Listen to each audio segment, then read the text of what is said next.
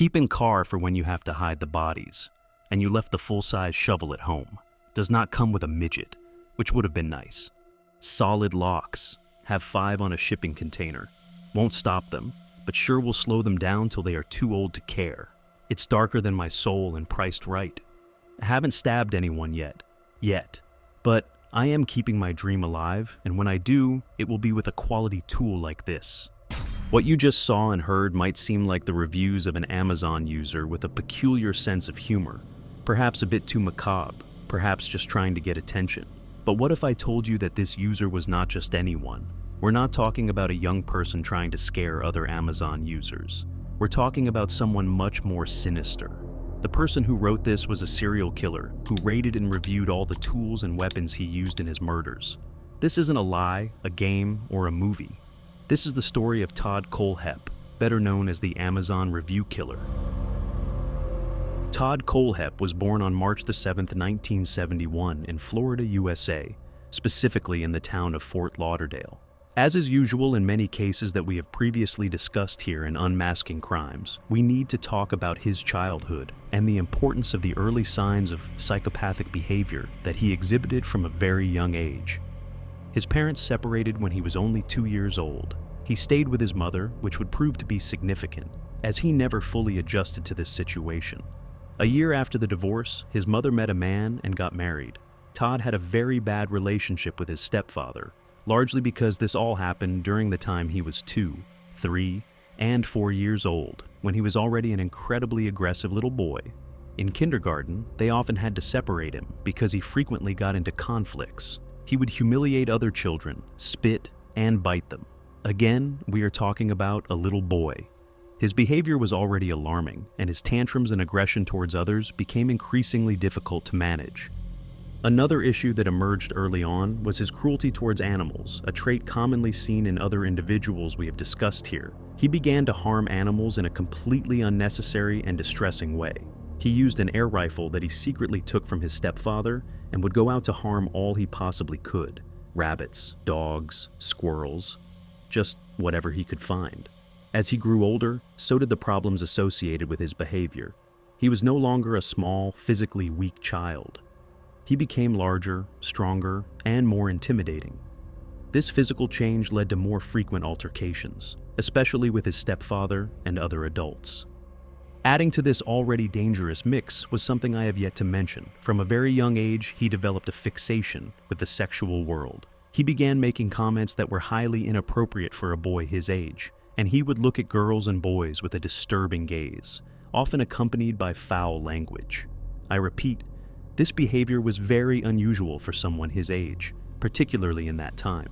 Perhaps nowadays, due to the internet, children have easier access to all kinds of adult content. But back then, it was not common, and he had an unhealthy attraction to anything related to sex.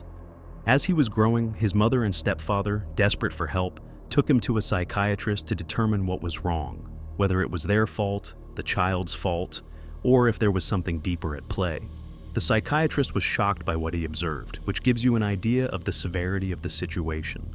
After several visits, the decision was made to admit Todd to a psychiatric hospital for 3 months, and he was just a young boy. The psychiatrist described him as a child with an explosive character, an unhealthy fixation on sex, and possible sociopathic or psychopathic tendencies. However, at that time, diagnosing a child with such traits was very complicated. So he continued to live with his mother and stepfather, and nothing changed. At 12 years old, he managed to go live with his father.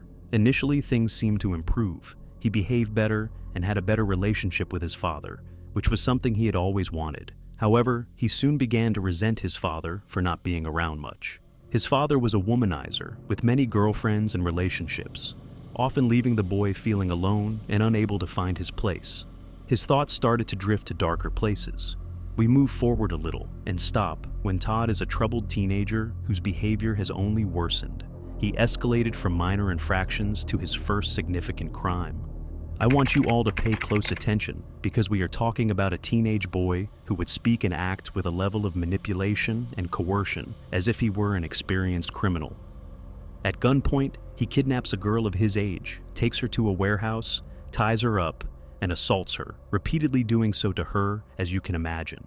When he finishes, he points the revolver at her again and threatens to shoot if she says anything. He then takes her home and threatens her again, warning that if she says anything to anyone, be it a friend or anyone else, he will come back and not only harm her, but also her entire family. Fortunately, the girl does not submit to his threats and, a few days later, ends up reporting the crime.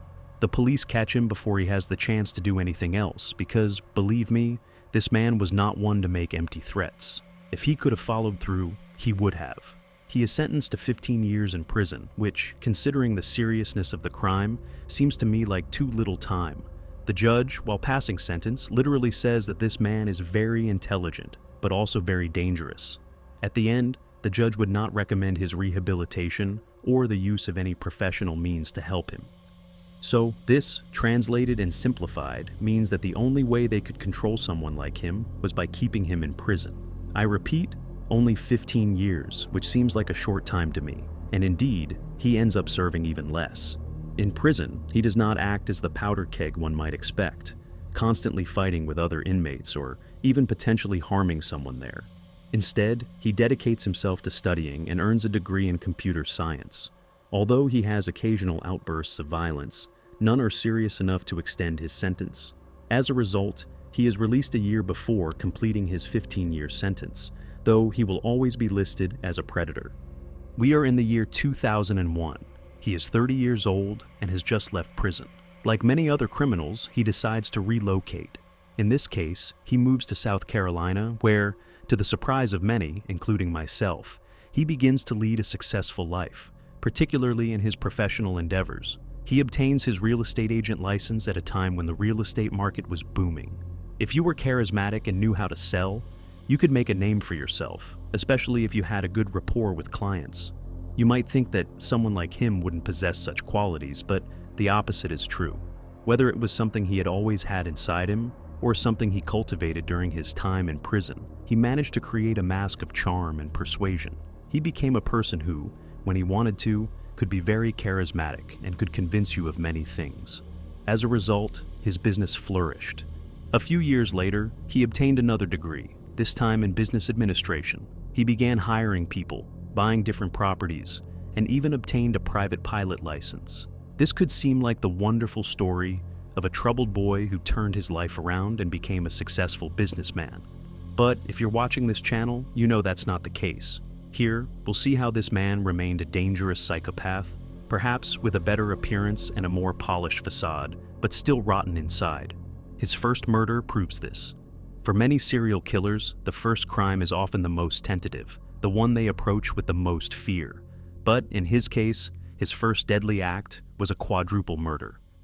In 2003, Todd was trying to sell his motorcycle at a Superbike motorsports store. He felt that the staff there were mocking him because he didn't know how to ride a motorcycle well. He felt ridiculed, as if they weren't treating him with the respect he deserved. He didn't say anything at the time.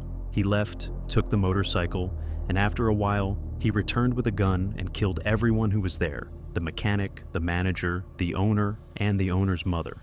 Most of them were in their early 30s, except for the mother, who was over 50. This was his first murder, and it was a quadruple homicide. These were people in their 30s, their lives taken in cold blood, all because he felt he wasn't treated properly. This is where the nightmare begins. Let's take a significant leap in time now, almost a quantum leap. We move forward 12 years and find ourselves at the end of 2015.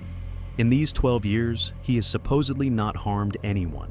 Later, I will tell you that there are probably many more unrecognized crimes, but for now, I'll focus on the ones that are known and documented. At the end of 2015, a couple is kidnapped by him, and they are subjected to extreme punishments, and of course, she is assaulted again and again and again, ending with their lives at the end. This was not a crime of passion. It was a crime born out of cruel intent. The couple, Johnny Joe Coxey and Megan McCraw Coxey, were both almost 30 years old. Why was this couple his next target? Was it by chance? Maybe they just had bad luck. Not at all. Megan worked in a restaurant where Todd and his colleagues often went to eat.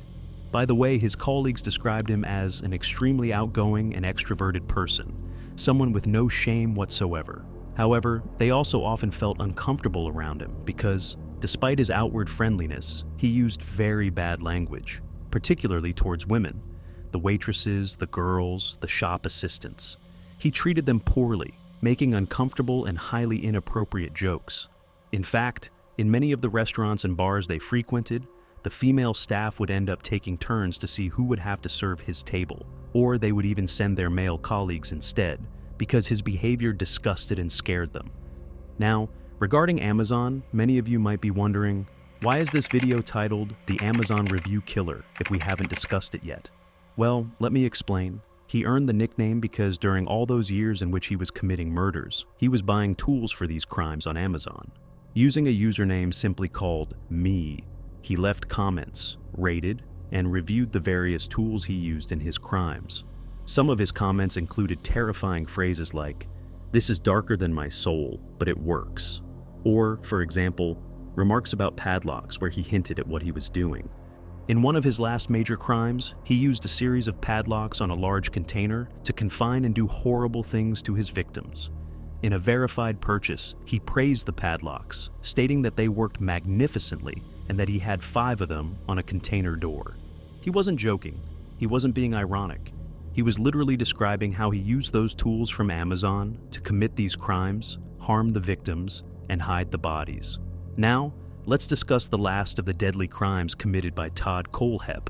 I apologize if I'm pronouncing it wrong. It's a very complicated last name, possibly of German origin, but I'm doing my best at least. At the end of August 2016, Kayla Brown and her boyfriend, Charles David Carver, were hired by Todd to clean and maintain one of his properties. They had no idea that this was a trap and would likely be the last thing they ever did. On August 22nd, they disappeared. From that point on, they were restrained like animals, with collars, literally dog collars, put on them and then placed inside the large container I mentioned earlier. It was one of those massive containers you might find on a dock or in a large warehouse. Locked inside, they were subjected to degrading and hard punishments. Luckily for Charles, he was quickly killed. But she wasn't that fortunate. She was kept alive and used to serving Todd's twisted desires for some time. However, this story has a better ending. The couple's family alerted the authorities about their disappearance. The police, using triangulation of the signals from their 2 cell phones, managed to find the exact property where they were being held. For Charles, it was too late, but for Kayla, it wasn't. The police arrived with dogs, broke the locks, and what they found was a disturbing scene. I'm considering whether to show the images or not because they are graphic, but because the image of a woman in a dog collar, pale, and in a horrific situation can be more impactful than many more visually explicit scenes. This image shows the immense suffering that Kayla had to endure. Hours later, Todd was arrested. Although he initially denied everything, it didn't take long for him to confess. During the trial, there was no doubt about his guilt. He was charged with the murders I've told you about and received 7 life sentences, though he managed to escape the death penalty. However, something has bothered me from the moment I started investigating this case: the huge gap in years between the first major crime and the second. We are talking about a 12-year gap, which is unusual for a serial killer. Some people commit 1 murder in their lifetime, perhaps as a result of a bad reaction, self-defense, or personal vendetta. But this is different. We are talking about a textbook case of a disturbed psycho, someone who harmed animals when he was young. He enjoyed killing and exercising power, and he even had that characteristic trait of many serial offenders. He liked to draw attention to himself. The reviews on Amazon are a perfect example. They were absolutely unnecessary and could have even provided clues to the police. But that's not all. He sent a letter to a newspaper while in prison, publicly claiming that he had been doing this since he was a teenager and that they would never find the bodies. He boasted that he had committed so many crimes that, according to him, you don't have enough fingers on your hands to count them. He even admitted this to his mother, who was still alive and spoke with him. He told her, "You don't have enough fingers to count the murders I've done." This is a very gruesome story. Because of the internet, it's becoming usual that technological serial killers use these new tools, just like Amazon. We are, unfortunately, seeing incidents where crimes are streamed live, or even recorded and uploaded to platforms like YouTube. Although the platform is quick to remove such content, you know how the internet works. When it wants to keep something, it finds a way to do so. For more serial killer stories, I simply ask something from you. Please give this video a lot of likes and subscribe. Take care.